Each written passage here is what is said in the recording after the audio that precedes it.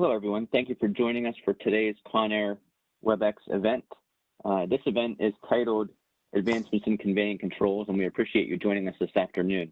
Before we get started, I'd like to mention a couple of things about the platform you're looking at. On the right-hand side, you should see a Q&A box, and that's where you can enter any questions you have on the right-hand side of your screen during this presentation, and we will attempt to answer as many questions as possible following the presentation. A little bit about Nick. Nick Paradiso joined Conair in 2020 as product manager for Conveying. Nick has a Bachelor of Science in Mechanical Engineering from Northeastern University and has held key leadership and technical roles within the plastics industry. Nick has a strong technical background in conveying system design, and his expertise in understanding how all conveying equipment works together has driven quick advancements in conveying controls and systems at Conair. One of Nick's goals for 2021 is to take away some of the mystery from Conair's patented wave conveying technology by explaining the science of material movement. Nick says, wave conveying is the future of conveying, and it is my goal to raise awareness of the impact of slowing down resin transfer speeds to all corners of this market.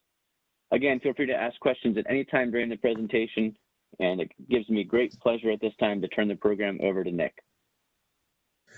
All right, Chad, thank you very much. Hello, everybody. I'm Nick Paradiso, the product manager for Conveying over here with Conair. This is a great presentation today. It's going to go over some the advancements that we've taken forward in conveying controls, and starting with self-contained loading, as well as getting into some of the larger central, smaller and then larger central conveying control advancements. There we go. All right, so there's two really overarching system, system designs, where there's the self-contained model, where each of the receivers are really, it's best to think of it as a material destination. That receiver is feeding material to a destination that is seen as, I guess, a single type of a system in this case, where a central system is a little more, I guess, greater than that, where there's a centralized vacuum pump that's going to supply vacuum to a like header, and receivers are going to be tapped into that header so they can all share that vacuum source. And the I/O requirements and the control requirements are quite different for these two types of systems.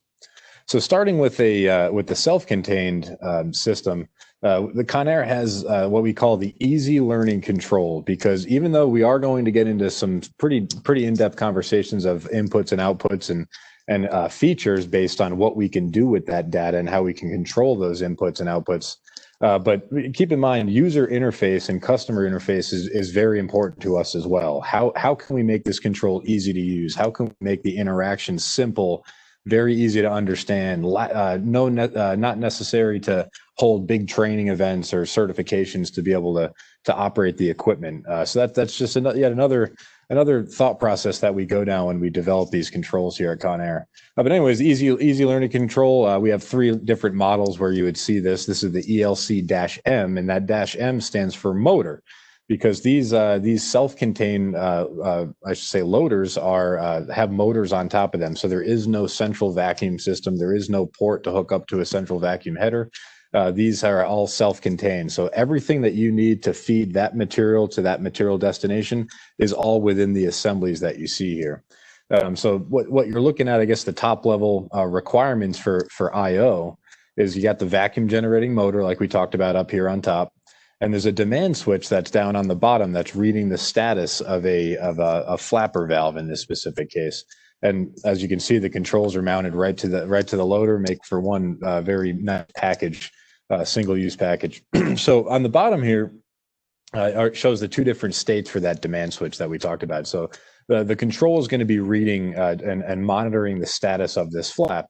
On the left, if that receiver is filling up a vessel, it's filling either a hopper on top of a machine, maybe a drying hopper, surge bin, whatever its purpose is in your facility. Eventually, that if that receiver should be designed to catch up to the material consumer that it's sitting above.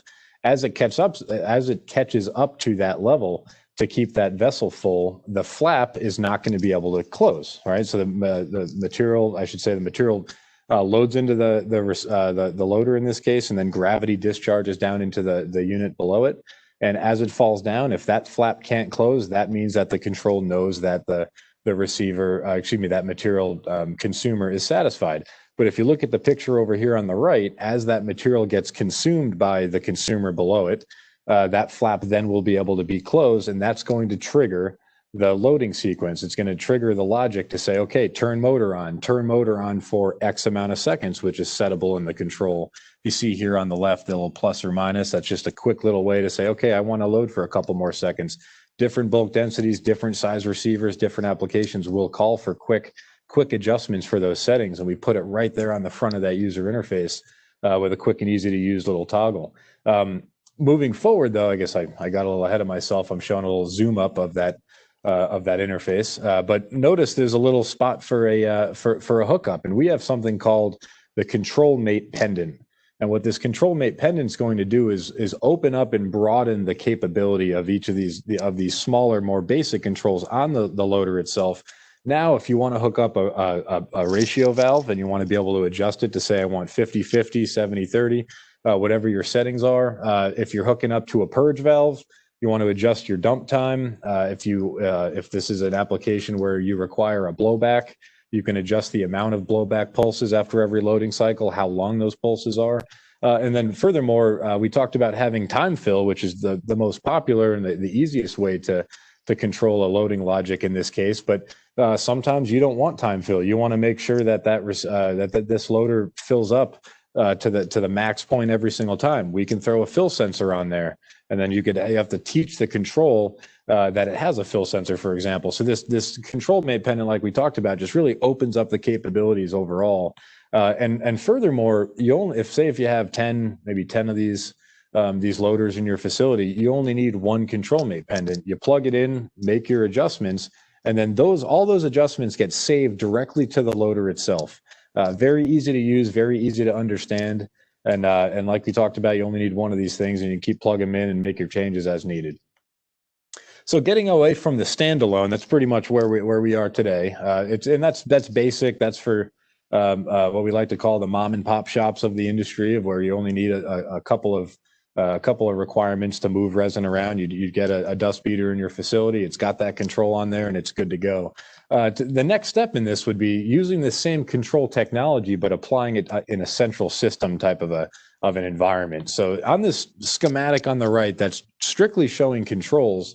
Let me throw in a couple other variables here so you can get a good idea and visualize what we're talking about. So first, we'll talk about a vacuum header. So this pump here, right in the middle, that's going to be supplying vacuum through a central filter that's cleaning the air before it gets into the pump frame. That's supplying vacuum to all the different receivers in the system. This green would be your material lines, and with any of these types of systems, this could be a hard tubing system where you're pulling from far away, or in some cases, you may just have flexos hanging off of the receiver down into a bin, down into a gaylord right beside the press or whatnot. But anyways, what we're doing here now is, notice, instead of having a motor on the top of all of these different receivers in this case, we have a sequence valve. And what that sequence valve allows you to do, this is showing it on a Duraload. I'm going to go forward to the Access, a little easier to see because it's on the outside of the hinge lid for that series of receivers that we offer. But what this sequence valve does is that's the I/O that's the output the control is going to fire to allow the air to pass through that receiver. As air is passing through that, it's creating suction. It's going to convey that material from point A to point B. And then once we shut that off, we shut that sequence valve, we open up the next one that's in queue to be filled up. And that's where we really lead into this this discussion of first in, first out logic. And that's really the very top level, I guess, standard in which these controls operate and how they operate. And I'll illustrate that for you. So ELC 16 can control up to 16 receivers, but let's go through how the first, we'll call it FIFO, but first in, first out logic, how this operates. So imagine now everything's satisfied, everyone's happy. This receiver, the seventh one in line, remember the flap closed up. It tells the system, all right, I need material. It sends that signal out to the main control to say, I need to fill with material, right? So what happens is that opens up that sequence valve. We start to load that receiver. It satisfies it, great, right? So first in, first output now is going to say, well, what happens if I get 3 receivers that are calling for material at the same time, or I guess roughly in the same time? meaning these two next receivers, the one on the bottom and the one on the top, those call for material, but I'm already loading one of my receivers already. Keep in mind a major difference, maybe I skipped over this, pretty important to talk about, a major difference between a standalone system. So for example, I'm just going to do a quick little rewind here. Major difference between the system on the left, the self-contained, and the system on the right is the system on the left. Each of those loaders are independent of each other. They can both load at the same time because that motor is designed to pull the correct amount of air to suck material from down that tube and into the receiver, right? Or from the base of that tube up into the receiver, and then to satisfy that material consumer below it. Where the system on the right, you can only load one receiver at one time. And that's where the system design aspect starts to really get involved. So if I fast forward back to the illustration here, I'm loading this receiver, these two call. What that tells me with first in, first out logic is that this next receiver, the first one that calls is going to get it. If you get three that call roughly at the same time, whatever the first one that calls for demand is going to get that vacuum the next loading cycle.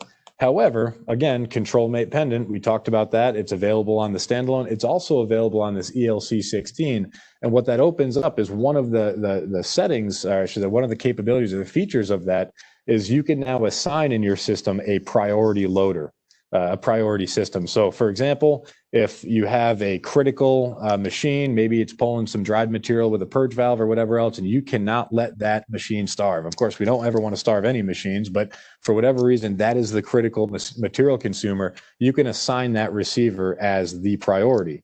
What that means is even if it's third, fourth, or fifth in queue when it hits it, it automatically jumps to the top every single time.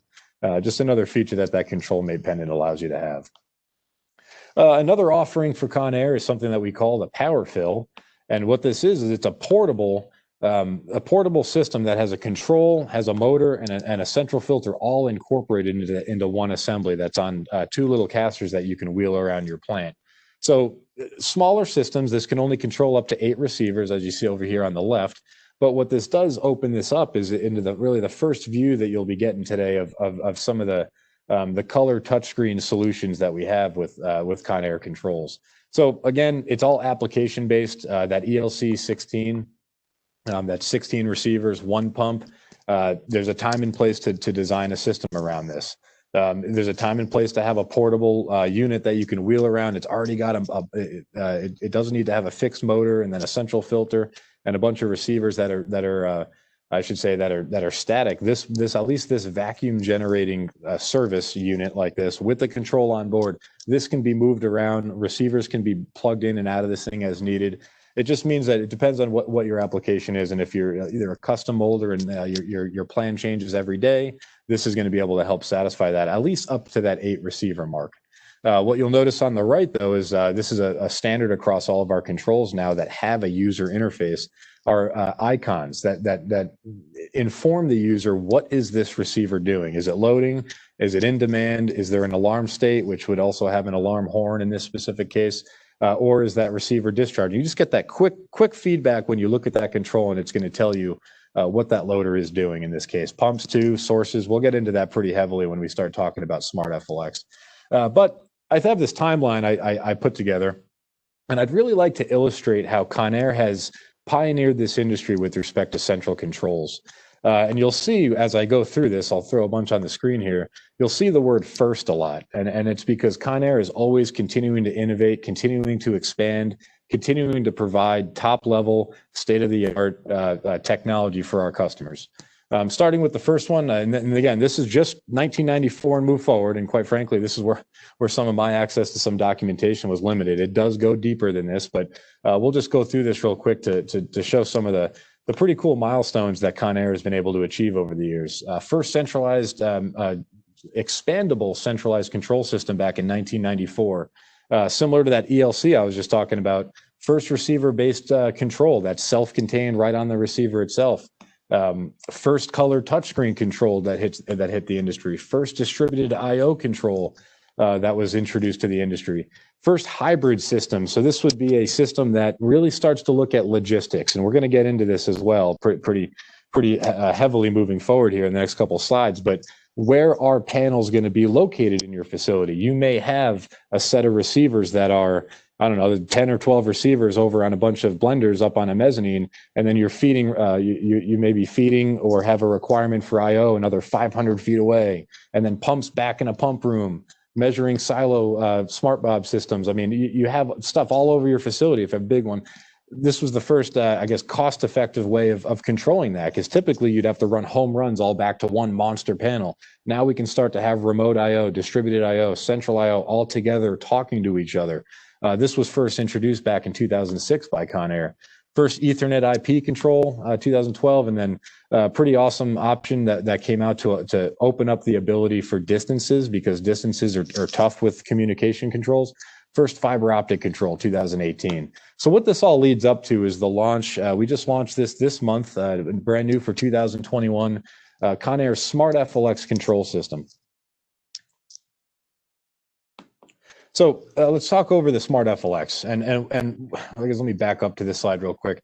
The reason why I'm showing this is just Conair, not only with the innovation side of things, we've learned, right? We've taken feedback back from our customers. We've learned from mistakes. We've learned from some service related feedback and what works, what doesn't work. And by pushing and innovating and really driving this industry forward, we're able to now come up with a really rock solid solution for this industry that just encompasses everything that we've learned, and we put forward our best foot forward with the Smart FLX. So let's talk over system architecture. Like I talked about with logistics, right? So logistics are very, very important to understand, because where the equipment IO is needed is sometimes not very favorable. It may be up on a mezzanine, and like I said, 500 feet away, you got a pump room, and then you got a bunch of stuff over out under the silos, if it's a controlled source or whatnot. So being able to send out a signal and trust that signal is going to fire the correct output, it gets pretty integrated with how we set these systems up. So what I'm showing here is really that the panels are going to be placed strategically throughout your facility in this specific case, and we're going to interconnect each of these panels with either Cat5, RJ45 cable, or we have now the ability for fiber optics. And those fiber optics allows us to control anything 200 feet and above, right? So we try to stay under 200 feet for RJ45 Cat5, and we go anything above that. It could really, I don't like using the word limitless in a presentation, but it essentially is with I guess the concept of fiber optic. But again, this opens up our capabilities, and then all of the equipment that's in that general local area that gets wired directly into those panels. So what does this look like for Smart FLX? Let's look at some of the capabilities per panel. So again, what I didn't go through in much detail, because we're talking about the new generation control, I didn't want to get too much into the detail of the past, but as we've developed controls over the years, the capability of each control has grown. So it may have started with a 10 receiver control, then 32, then 64, then 128. So what ended up happening is we have plenty of customers that ended up needing multiple different main panels in their facility, meaning multiple control platforms. And over the years, as they've expanded, they'd have to go to a new main because they'd max out the capacity of the control they had. So what we wanted to do was make a control that had the capability that the largest plastics producer, I guess we'll call it as possible, would not tap out the capabilities of this control. It's completely modular, completely something that you can build off of. You can start small as you expand, as you get more machines in, as you get more contracts, more capabilities. Requirement for drying comes out of nowhere, and you got to start filling drying hoppers or other equipment that you'd come to Conair for.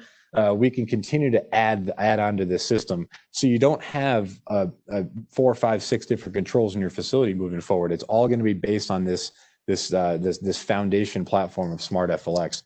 But notice each panel, depending on your logistics, has pretty high capability for the equipment it can control. Now, granted, even though I'm showing right off the bat that you can have 8 panels that each can do 40, 84, 120, or wave IO, the problem is as you fill up that panel with inputs or output cards for loaders, for example, it takes away from available IO for some of the other equipment, of course. So what I show over here on the right are the general principles of the capabilities of what this control can do. 40 pumps and 500 receivers, you're making some parts there. So I mean, this system's going to be able to handle really any of your applications moving forward.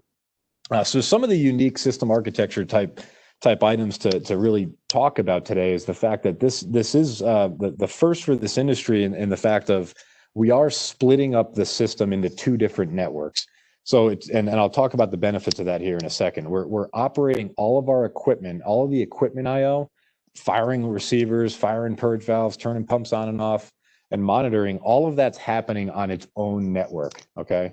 And all of the HMIs, all of the smart services, which we're going to get to at the end of this presentation, third-party equipment that we're integrating into, anything else you're doing, maybe we do a custom program for you, anything else we're looking to do, that's going to be on its own network. And the reason we talk about this is really there's a couple benefits. First would be we're trying to be as less susceptible to noise as possible. We're trying to eliminate I should say that the ability for any faults in the system. You know, who knows what may happen, but there could be a noise case, and that could end up causing a receiver to go down, or you end up starving a machine, right? But if that equipment is on a rock solid self-diagnosing system, which I'll get to here in a second, that is on its own network and it's operating its own diagnostic features and its own. It's really just it's self-sufficient at that point. If it's kind of an easier way to talk about it. And then all of the other stuff that we're doing, like I said, is on its own network. So all the communication is not crossing over itself.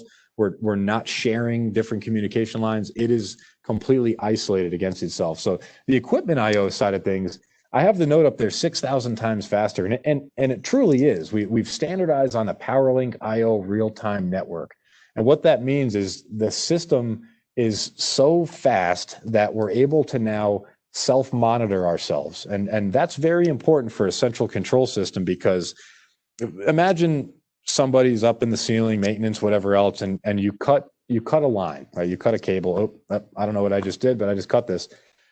If that cable was hooked up to a receiver, the plant wouldn't know that receiver was cut, that there was an issue until whatever it was feeding. Let's just assume it was a machine.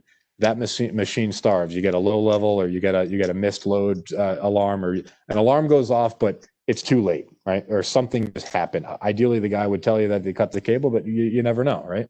But now imagine with Smart FLX and this PowerLink technology, the system is pinging itself every 200 milliseconds, okay? And the way that the system has been designed is there's a unique configuration file. Again, I'm going to get to what that means later and how that gets generated. That configuration is generated, and how the system is installed physically is understood, and the control is smart enough to understand that, right? So if it doesn't ping, if it pings out and it looks for a response for a receiver, for a purge valve, for anything hooked up in the complete system, even if we're talking about the full load, fully loaded system like this, it doesn't see a ping back in that 200 milliseconds with the response time of 45 microseconds, it's going to tell you. It's going to say we have a problem. It's going to, I guess, upfront and preventatively check itself constantly in real time to make sure that the system is hooked up properly. If it doesn't see something, you'll know about it. We'll either email you, we'll text you. There's a lot of features on how to get alerts from this system, which we'll talk about here in a little bit. Pretty cool stuff, and something that I know there are many producers out there that would benefit from having such alerts and such self-diagnostic tools of what I'm presenting here today. Real quick too, another cool feature that's here is, and I'll talk about this on the next slide, is the fact that we use PowerLink IO hubs now because we're on this new PowerLink standard. What that means is there's only one location where there's a brain or where there's intelligence, and that's in the main panel. That's the main panel, right? That's the main location where all of the processing is happening. And we're remote IO, we're sending remote signals out, and we're controlling remote IO all throughout our two different networks. What's important about this is that we're not using Ethernet switches. We're not using each of these boxes don't have to take information, diagnose, understand what to do, and then run another loop of code and then send it out. We're doing that all in the main panel and then just distributing exactly what we want the system to do. There's only one software you have to manage. There's only one location where the intelligence of the system is, instead of every single panel needing to have its own software revisions and maintenance associated with it. So this is yet another, I guess, benefit to moving forward with Smart FLX. And going just as the last slide, I should say, on system architecture is star pattern, and then we'll talk about what redundancy means. So what you would have to do in a control system that doesn't have home runs. So imagine every single one of those icons on the screen, home runs back to the main panel, is what it is. Very expensive, very difficult to diagnose. What we can do is what I showed prior with those red lines is you daisy chain all of these panels together, or we can do something called a hub. And in a hub system, we can have a star network. So all of the equipment based on logistics, this could kind of get into what some of the installation costs of a new system control may bring your way. It makes this a lot more efficient. And then furthermore, the ability to triangulate every single one of these connections allows us to have full redundancy. Imagine this. I have my little icon, a little mouse that I'll be circling around. Imagine this cable gets cut. That signal's still getting to this panel. Imagine this cable gets cut or whatever else, something major happens, or better yet, if I go back, that main cable between the SmartFLX and the hub, that gets cut. Your IO is going to get out, and it's going to get to that receiver if we do something like this that we're showing. Again, we now have the capability to do that because we've now brought up this new this PowerLink technology and offering it through SmartFLX.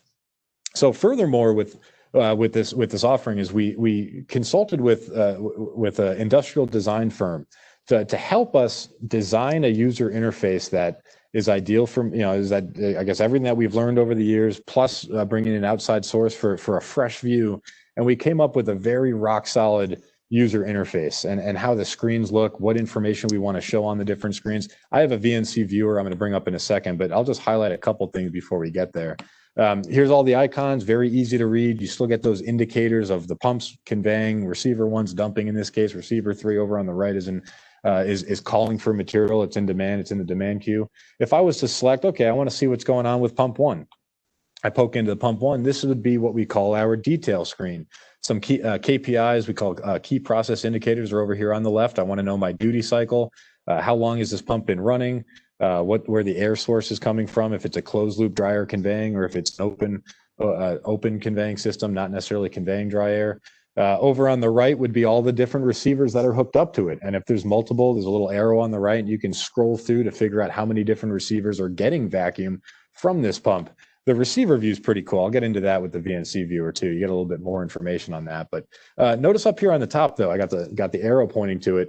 You notice those 3 little lines. If everyone, not that I want you to look away from the screen right now, but if you look down to your phone, your Android device, your smartphone, iPhone, whatever you have, most, if not all, applications that you open up will have something similar in a similar location. We're starting to try to relate to what people are used to seeing, and let's design that into our controls to make it a lot easier to move around. When I get on, like I said before, when I get onto that VNC, you'll see how easy it is to navigate through this. There's only 1 or maybe 2 layers of windows that you get into, and you can easily fly around the system and look at any of the information that you want. Anyways, back up on the menu, you click that menu, very easy to understand locations. There may be a sub menu like under configuration. Now you have systems, devices, groups, and you're right in that menu. Easy to read, click it, keep going down 1 more level, and then you get to the information that you need. We're not behind a bunch of walls and different hidden buttons or whatever else. Very easy to use this system. But a pretty good feature, pretty awesome feature that's new as well is this contextual help mode. So we all know that our operators in our facilities, that there's turnover. We all know that training is always difficult to manage. It's always difficult to find time. And unfortunately, the high turnover, at least back prior to coronavirus, our unemployment was at rates that we had never seen before. So what does that mean? You get wage inflation, you get job hopping, you get a lot of turnover because of that, especially in a manufacturing environment. So why not make this control self-teach the user as to what they want to do? If a user is questioning something, or they don't necessarily know what a certain button does, they can hit the I button up top, and that brings in a full overlay as to what they're looking at. And then the system is going to tell them, okay, if you click this, this is what happens. If you click this or look at this icon, this is what that icon is telling you.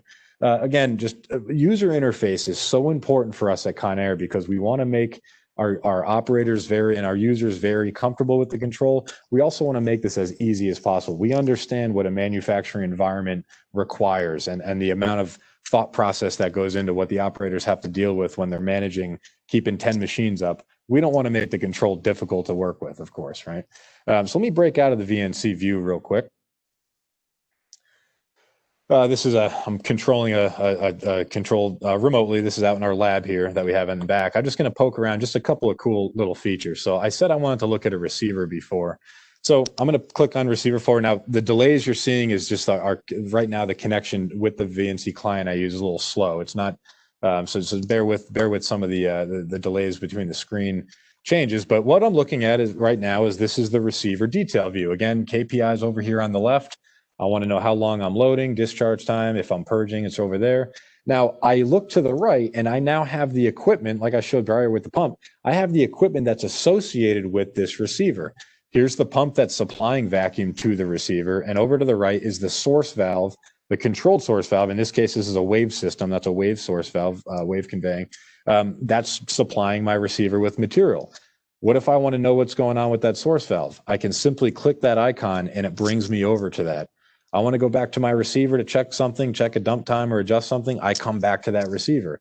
I want to poke over to the pump. I go over to the pump. I click it. You notice how easy this is to navigate through the menus.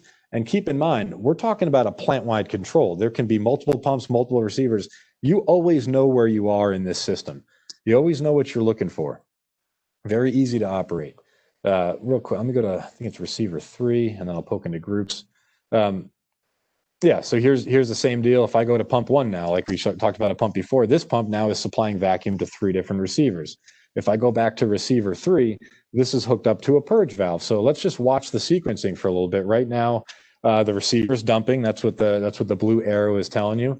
Pump 1 is filling another receiver right now because it's on, but you don't see icons with the pump or the source valve, right? But we know that pump is running and it's conveying another receiver. Receiver just went into demand. It's waiting, right? First in, first out. It's waiting. Okay, now we're loading. But notice the purge valve is also allowing material into the line.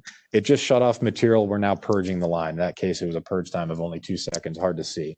Again, icons. What is going on? We don't have to touch the control. We don't have to go into another menu to see what else is connected to the equipment that I'm looking at. This is powerful. It really is.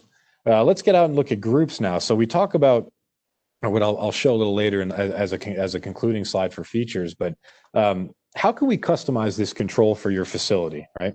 So let's go into the group button. And this is a pretty cool feature to say that now you can take any of the equipment that's hooked up to the SmartFlex and you can group this equipment together with respect to what you're looking for. It doesn't have to be a receiver that's hooked up to a pump that's hooked up to a source. You may only want to group receivers that are on a blender.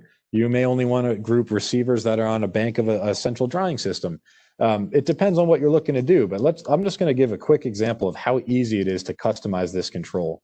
I'm going to go to my menu up top. I'm going to come down to configuration, go into groups, right? I'm an operator. I'm in charge of machine 1 through 5, and I have to keep these units running. I want to come to the control every now and then, and I just want to see the receivers that are feeding these machines. That is my job, right? Let's do that. Let's create a group for what I'm looking to do. So up top, let's create a name. I'm going to call this Nick's group.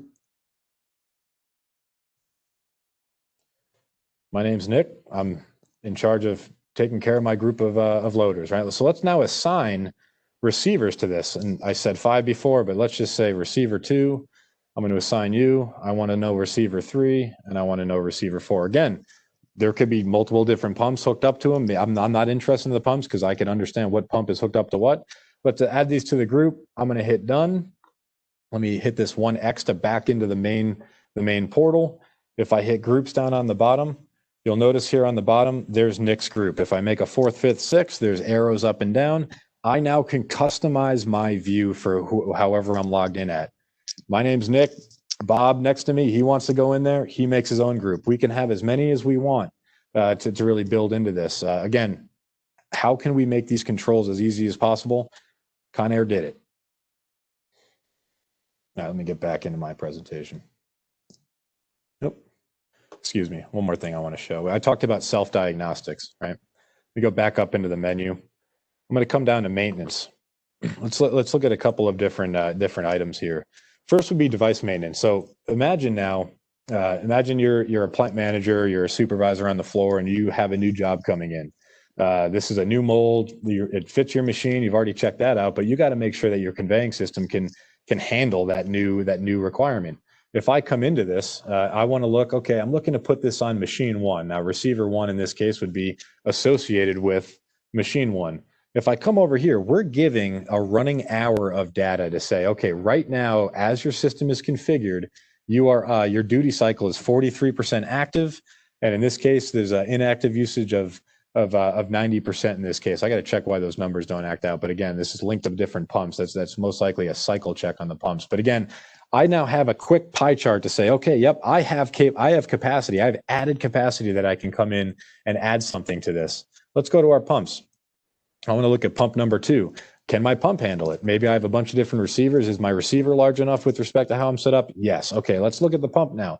I'm active 76% of the time. I may have another 10% or so where I start to feel comfortable of capacity there. I'm giving you this information. I say this, the Smart FLX is giving the user this information right off the bat. Again, running hour. We'll get into how to trend this over time in our cloud-based services here in a little bit.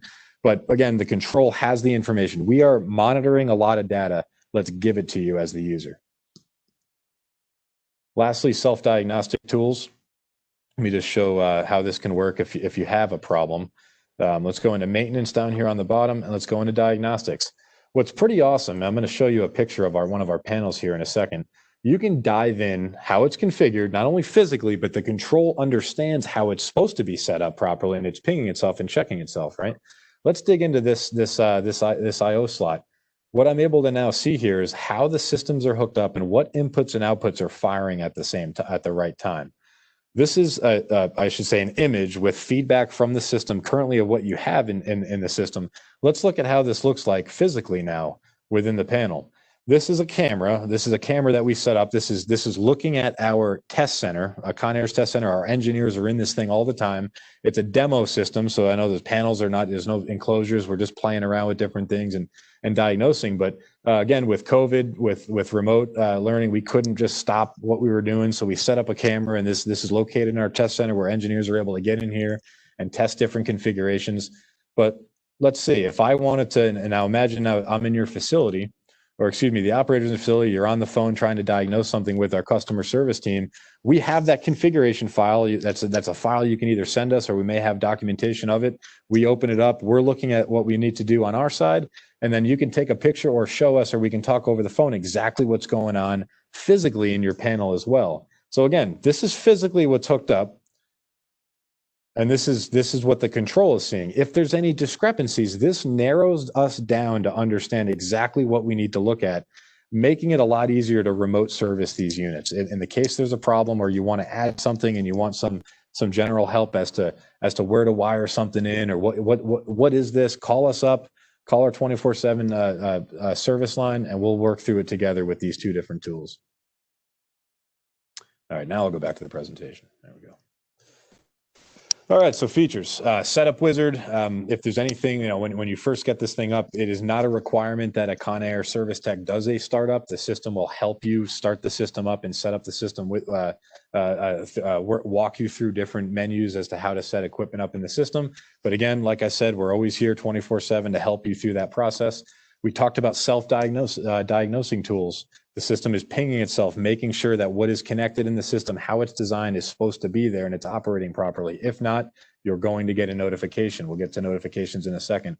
Multi-source. Now, again, these are just notable features that I put together, but multi-source is a pretty cool concept. I have some illustrations I'll show you here in a second, but imagine you want to pull out of 5 different granulators to a single source.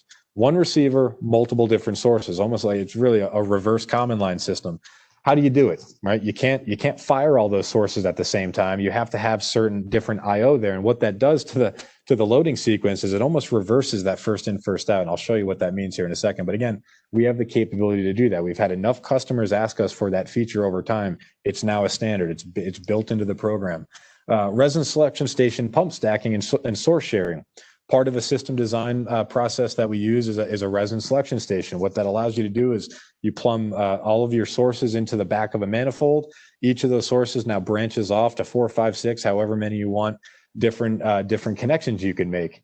What happens if I take 2 pumps? Remember, we talked about one pump can only fill 1 receiver at one time. With the FIFO, the queues that it builds up. What if you take 1 receiver that's associated with 1 pump, 1 receiver that's associated with a second pump?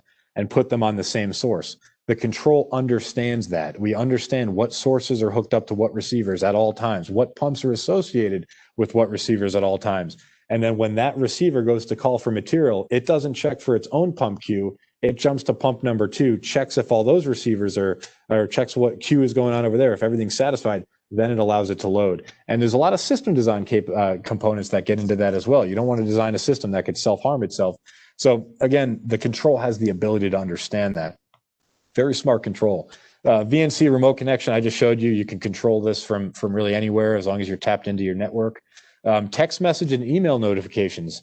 Plant managers, if you're sitting in on this and listening in, I mean, imagine getting an email whenever an alarm goes off, or a text message when a critical alarm goes off, or having, better yet, maybe not necessarily want to go to you. It goes to your maintenance staff. It goes to your operators. It goes to anybody you want that notification to go to. The control, if allowed by your IT department, is hooked up at all times to be able to do this. SQL reporting. There's onboard reports that you can rip off of this control with a USB. But furthermore, if you want this to automatically hook up to your MES system or more, the information's available for you. Smart services, I will get to this. This is Conair's cloud-based monitoring system for KPIs to set thresholds and to be able to do a lot more with that data in real time. I cover this pretty heavily here after this slide. Universal configuration master. So again, when we put together these systems, the system has a configuration. That configuration file is an internal tool to start to allow us to be very unified together so everyone understands what that configuration is. Once we build the panels and we ship this and install it in your facility, that configuration file is something that can be transparent. If, as a customer, we install the system, you install a couple of receivers, and you have a problem, you can send that file to us. We can load it up. We can understand what changes were made. We can diagnose what's going on. Maybe we'll realize, you probably should have put that on a different pump because you're starting to max out that pump capacity. We wouldn't know that information without a pretty substantial discussion over the phone to understand exactly what's going on, or physically coming to your facility. Now this configuration file is shared, and we can send it back and forth to each other and truly understand exactly what's going on in your facility. Optimized IO, that same configuration file we talked about, we have developed an optimizing tool. If you have 10 receivers and 20 loaders, and depending on the logistics, we all put it into this tool.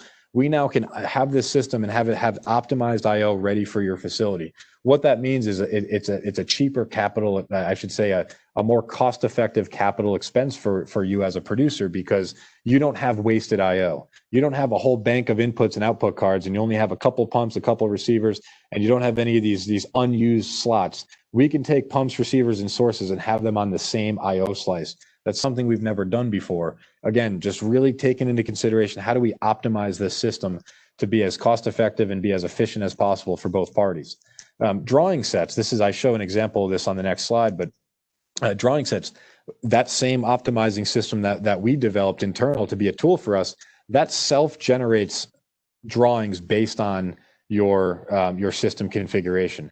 The power of that is you buy a system from us, we install the system, great. Even if you install it yourself, you get a full detailed, full-blown drawing set in your facility, right? Now, what happens if you come back and say, I just got a new job, a couple machines coming in, I need 5 receivers and a pump.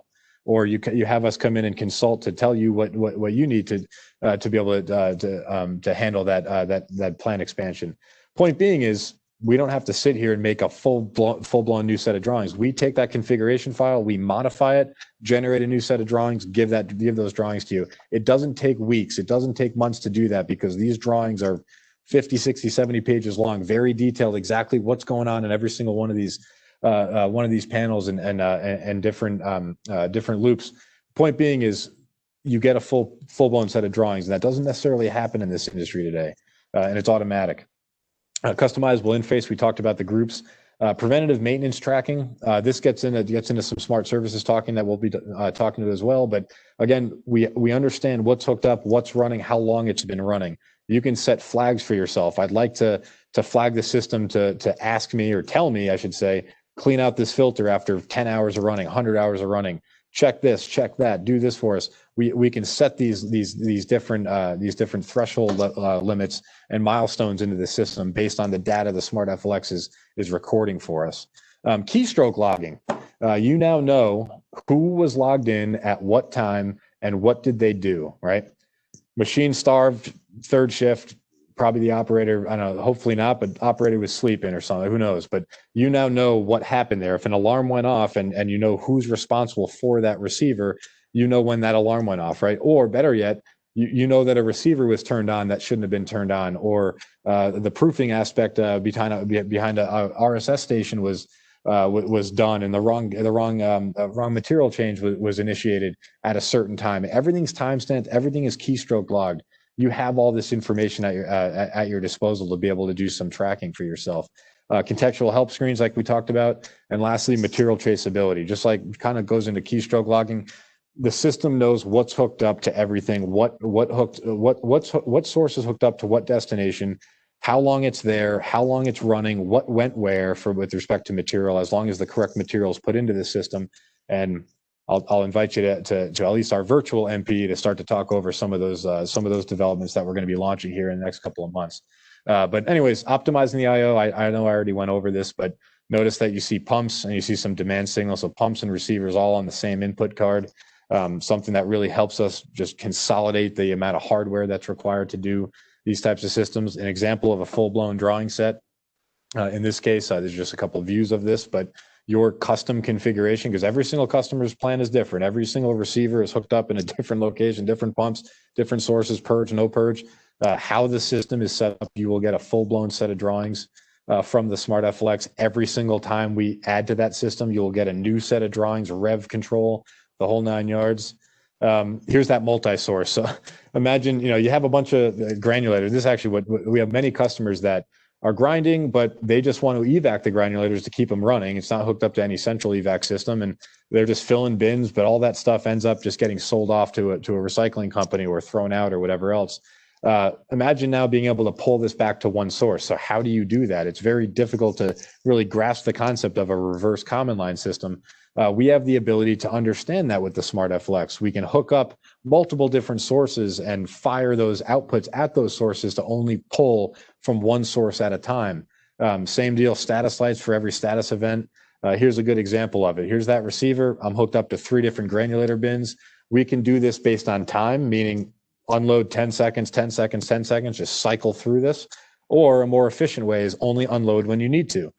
Put a high level in the granulator bin in this specific case. Once we see that, it goes into queue and it starts to pull through. Put a high level, even a better way to think about it is if you put a high level sensor on that receiver, keep filling until it hits the high level, dump. Keep filling until it hits the high level, dump. Always keep those granulators in your granular. I just add on the floor. Reverse command line system, keep them running, and don't fill individual bins that now need to have staff or multiple staff that have to manage that. Take the human interface completely out of this and automate. Receiver recipes. So it's a pretty cool concept as well. So imagine, and this is going to be specific to our wave conveying technology that I presented on in the past, or you can come to our website and read up and watch some videos on it.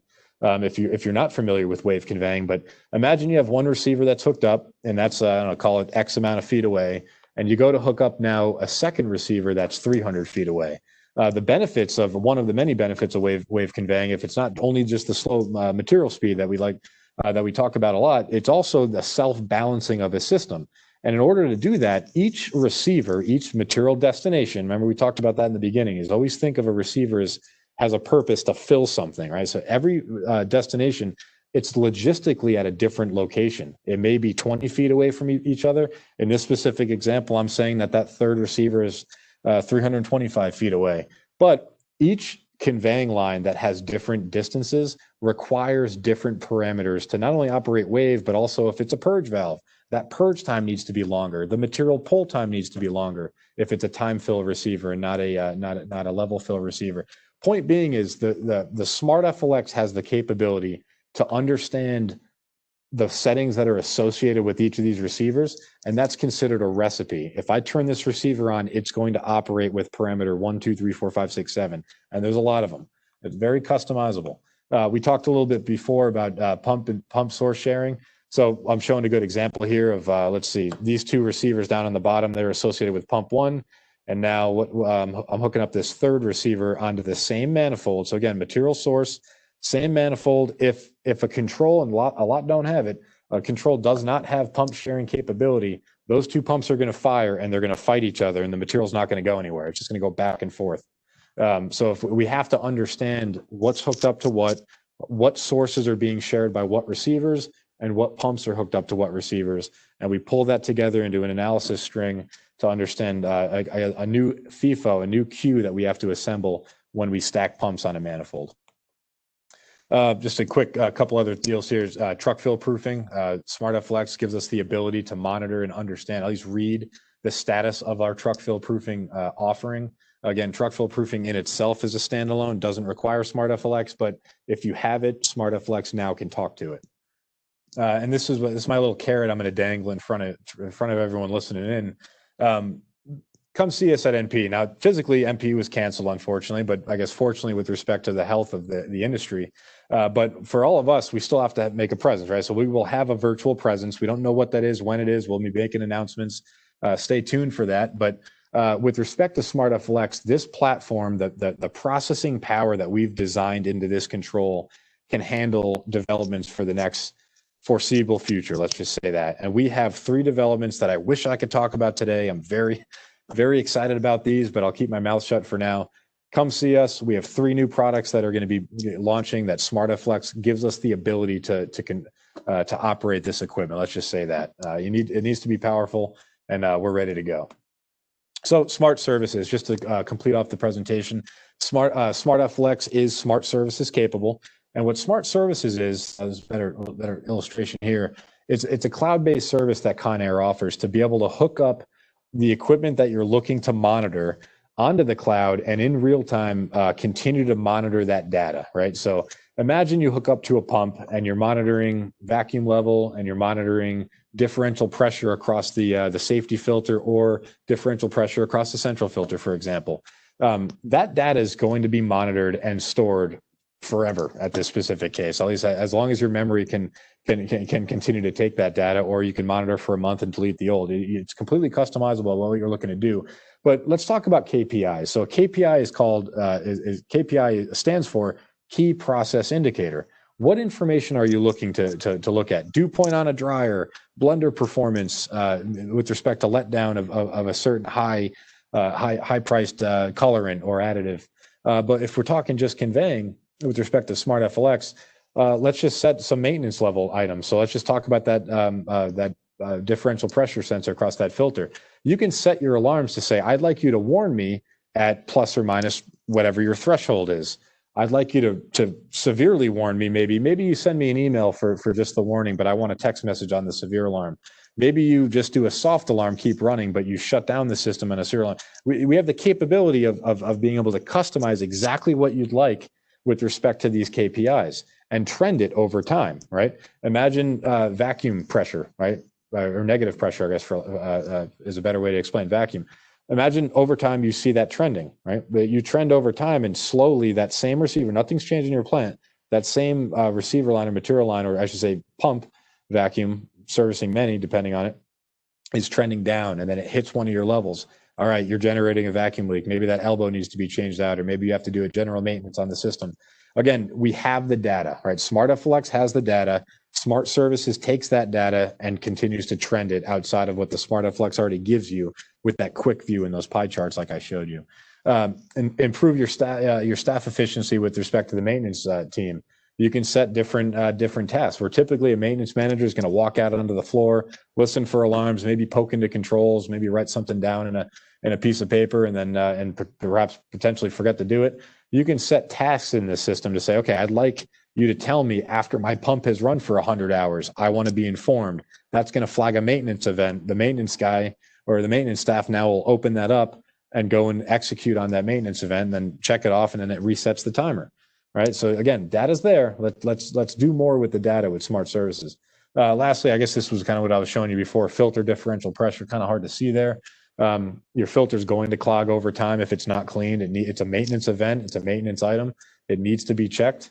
Let's check it for you. Let's not have you go out there and check it and look at it or read different values. We have the data. Let's put it into a chart and trend it for you and set thresholds to set off different alarms. So again, the concept here is with all of that data that we're talking about, Let's put it in the right hands, right? Let's get that information to the right people, and most importantly, at the right time. Let's not shut down your process. Let's understand, let's trend, and let's forecast different maintenance events for you. So thank you. Yeah, that's all I have today on control innovations for Conair. I'll open it up for questions. Thanks, Nick. We did have some questions come in, so let me see if I can go through these. So going back to in the beginning, we were talking about self-contained motor loaders. Question came in, can you explain why customers use blowback? Okay, yeah, it's a great question. Let me just go back. Easier to talk about it when we're talking about the product. So what we're showing here is our dust speeder line.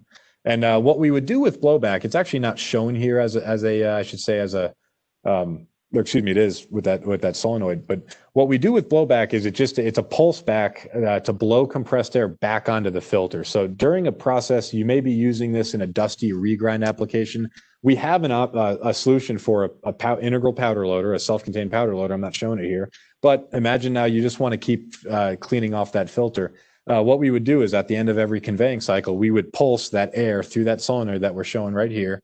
This comes up and down, hits a little manifold, and then it just pulses air back down onto that filter meter, that mesh. So to answer your question, we do that to clean the filter after every conveying cycle, because those filters will clog up over time if they're not pulsed. Thank you. Next question is, if you've got a central conveying system, how do you gauge the amount of vacuum receivers that should apply to any given vacuum pump? Yep, so that gets into more of a system design standard or understanding. So there's a couple factors to that. We first have to understand how many, I should say, how many receivers you have. I think in the question it said 10, but let's just assume 10. We have to understand what the throughput requirements are for all of the material consumers underneath each of those receivers. And that's going to allow us to size a pump. Maybe we have to do it with 2 pumps. Maybe we can just get away with 1.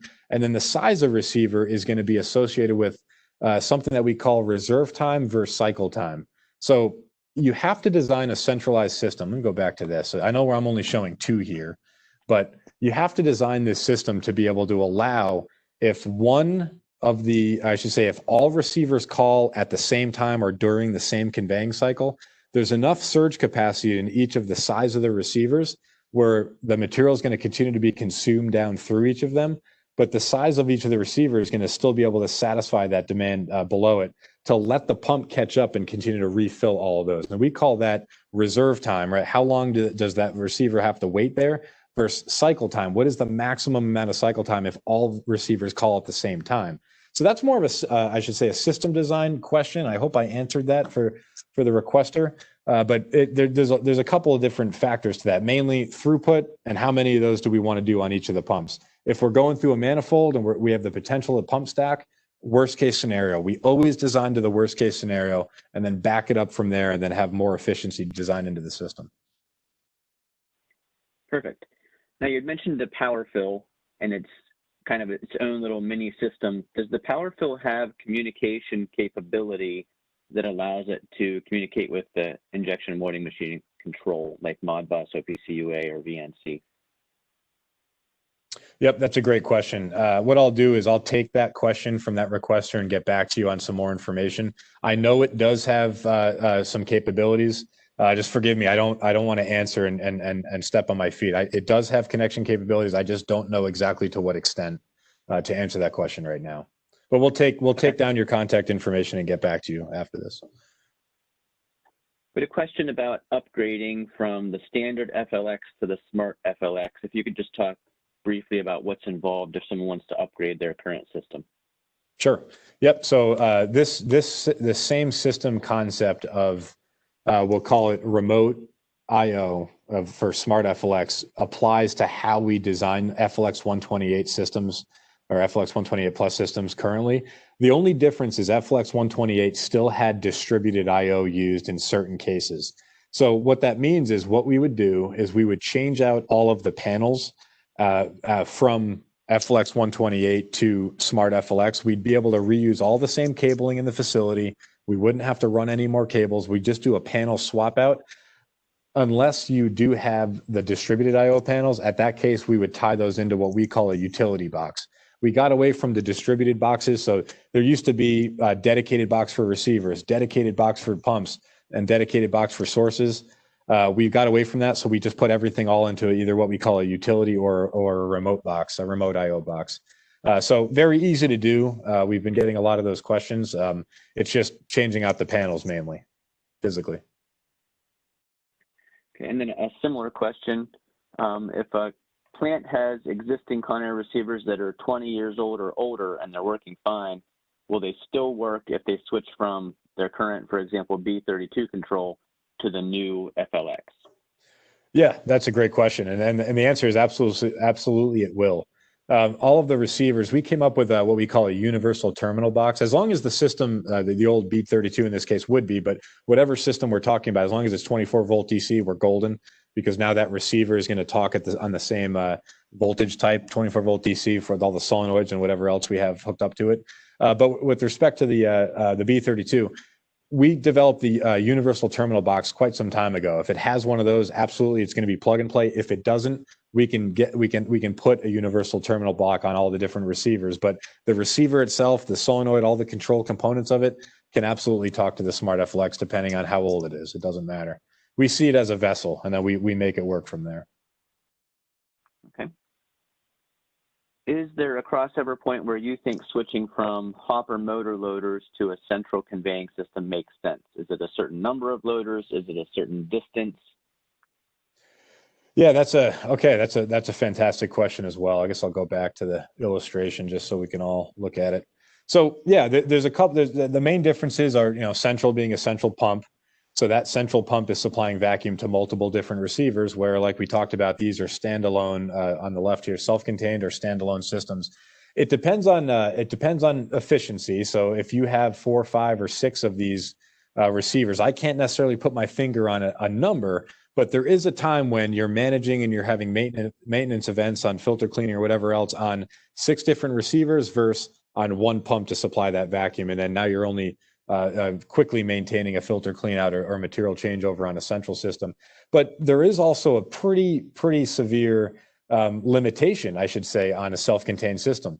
These systems can only convey, I don't know, maybe 120 feet maximum if you have the brushless offering on the dust beater or the access, the AR line, excuse me, or the access loader line. But yeah, it really depends on your application. If you're doing beside the press, then I'd say it's efficient to go with these little self-contained units up until I'd say about 4 or 5. We're then at that point doing a central pump and having that added horsepower, added capacity, future capacity means. And you got to look at capital expense as well. At one point, adding up all the different dust beaters over time and the maintenance required with them and whatever else versus going with the central system where that pump is, you're not going to have to replace that pump for 20 years if you maintain it properly. There's I should say the charts will cross at one point, but it's different for every application. Thank you. Yep. If anyone had questions we didn't get to, we will certainly get to you after the presentation. I see there's some more questions in the list for it. We want to go ahead and thank everyone for participating in the webinar today. You should have Nick's contact information there on the slide, so you can see that. Thank you, Nick, for your help, and everyone in the audience for participating in this very informative event. This webinar was recorded, and we'll house it on our Conair YouTube site. We do have future webinars upcoming. For more information on those, visit our homepage, conairgroup.com, or if you'd like an invite, please email us at info@conairgroup.com and just mention in the request that you'd like to be on the email list for Conair's webinars. Again, thank you for tuning in today. Thank you, Nick. Hope everyone has a great remainder of their week. Thanks, everyone.